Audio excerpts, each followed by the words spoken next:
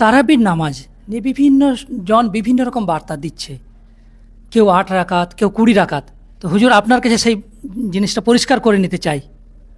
মাহে রমজান সেই বরকতময় পবিত্রময় মাস, তো সেই রমজান সম্পর্কে কিছু বার্তা আপনার কাছ থেকে শুনতে চাই। পবিত্র রমজান মাসের প্রথম ইবাদত হচ্ছে রোজা রাখা, রাতের বেলা তারাবি পড়া, আর তারপর কোরআন মাজিদের বেশি বেশি তিলাওয়াত করা, দান সৎকার হাত দারাজ করা, শেষ 10 দিন যখন আসবে এতেকাফ করা, শবে কদর তালাশ করার জন্য বিশেষ করে বিজয় রাতগুলোতে ইবাদত করা, এই মাসে গুনাহ পূর্ণাঙ্গভাবে বর্জন করা এবং গোটা নিজের জন্য, দেশের জন্য, জাতির জন্য, উম্মতের জন্য দোয়া খের করতে থাকা।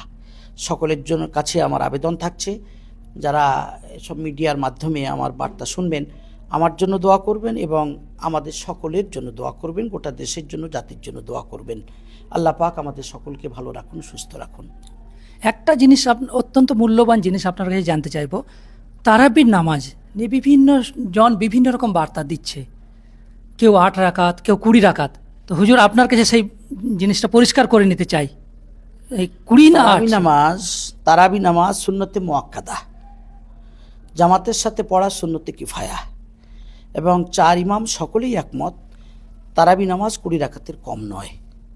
যারা 8 রাকাতের কথা বলেন তারা সহিহ বুখারীর একটা হাদিসের ভুল ব্যাখ্যা করে বা হাদিস থেকে ভুল বুঝে 8 রাকাতের কথা বলে থাকেন। ওটা 8 রাকাত তারাবির হাদিস নয়, বরং ওটা তাহাজ্জুদের হাদিস।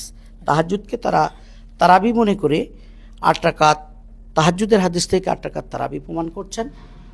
তারা এও বলে থাকেন তারাবি তাহাজ্জুদ একই নামাজ, অথচ এটা ভুল কথা। তারাবি তাহাজ্জুদ আলাদা আলাদা নামাজ। এজন্য ইমাম বুখারী সহ অন্যান্য মুহাদ্দিসিন ইকরাম নিজেদের কিতাবে তারাবির আলাদা অধ্যায়, তাহাজ্জুদের আলাদা অধ্যায় কায়েম করেছেন। আমরা আমাদের হানাফি কেল্লা কিতাবে এ সম্পর্কে খুব তফসিলি আলোচনা করেছি, তারপরে হানাফি চাবুক কিতাবেও এ সম্পর্কে আলোচনা করেছি। যাই হোক, আল্লাহ রাব্বুল আলামিন আমাদের সকলকে ফিতনা থেকে হেফাজত করুন।